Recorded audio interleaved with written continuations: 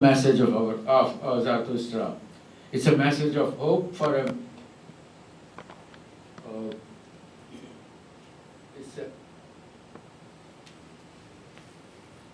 it's a message of hope for a morally and materially perfectible world, a message that promises happiness for all of creation if the right choices are made.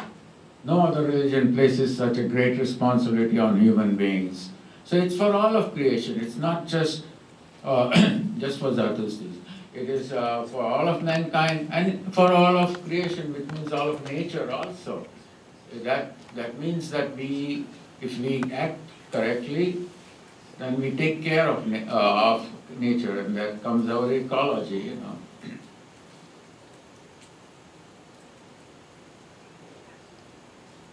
Going on from the message of Zarathustra. So no other religion places such a great responsibility on human beings. We need to point that out to our children. And no other religion shows actually such a high respect for mankind. Because in our religion, mankind is not a slave or a servant of God. He is the co-worker with our Mazda that makes and who has to be actively, mankind has to be actively involved to bring about the result that our Mazda wants, and that is the perfection in his creation. Okay. These are important things that we need to bring about. Now, the other concepts in our religion, the basic story of creation, as which is in the first chapter of the Bandayation, the concepts of body, soul, body, and Fravashi, the concept of evil, according to the Zarathustra religion, death and the afterlife, together fit beautifully into the message of Zarathustra, and these should be taught to show the thoroughness and the consistency of Zarathustra's teachings. Now let's go on to ceremonies and rituals.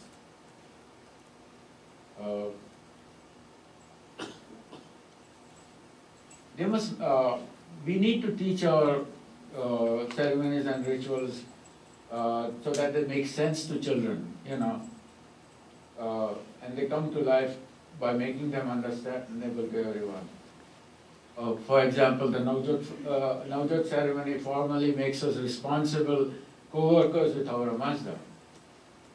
That is where you give the commitment. And the daily ritual of the Sudra and Kusti confirms this every day, that's what you are.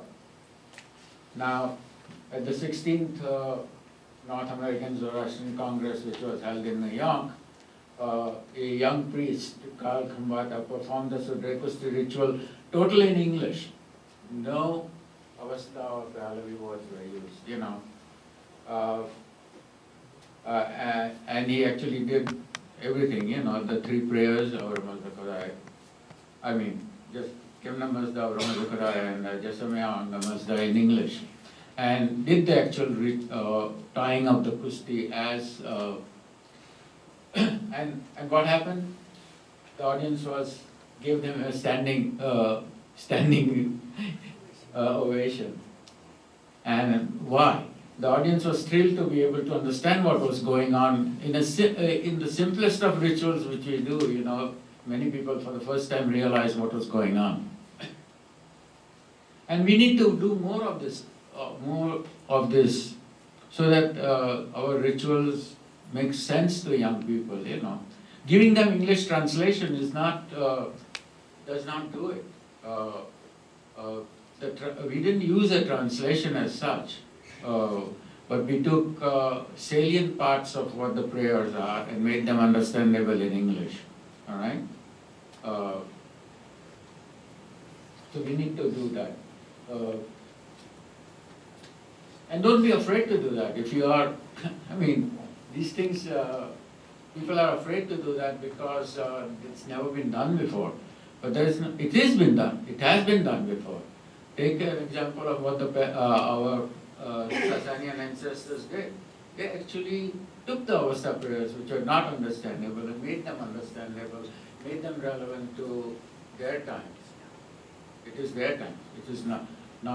So the Pelvi. I'm not saying the Pelvi prayers are relevant to our times, but we need to do something similar. All right.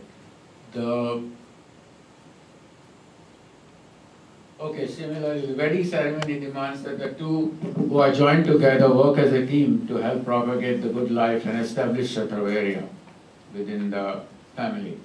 In some of the wedding ceremony, if some of the wedding ceremony, example, the questions asked the witnesses and the bride and groom, and parts of the admonition is performed in English, it would have a greater impact on the couple.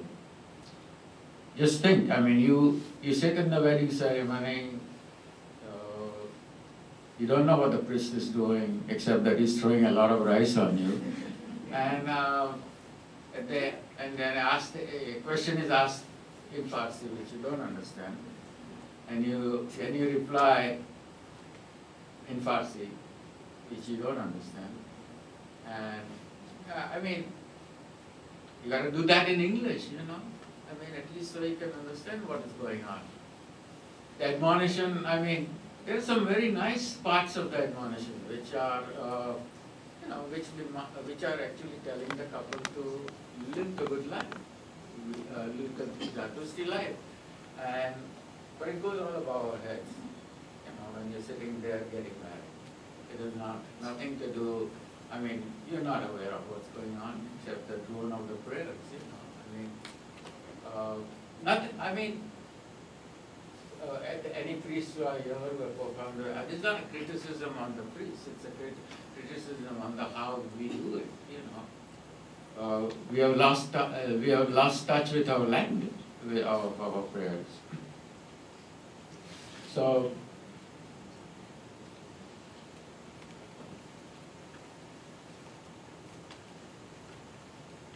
okay, similarly the Jashan ceremony, I mean, it's 45 minutes of listening to prayers for most of us, you know. There has to be some better way of doing this, you know. And in my opinion, the word-to-word translation or the usual translation of the ceremonies do not cut it, you know. You have to make it relevant and make it understandable. Otherwise,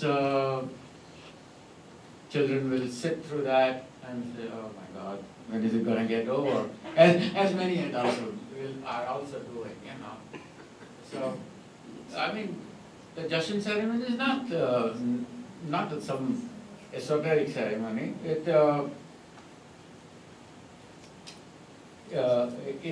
establishes the communion of all good souls who are departed with the living, and it celebrates their good lives and formally remembers them. So again, part of the Jashan ceremony should be in English, so it becomes more. Let's go on to our daily prayers. Okay.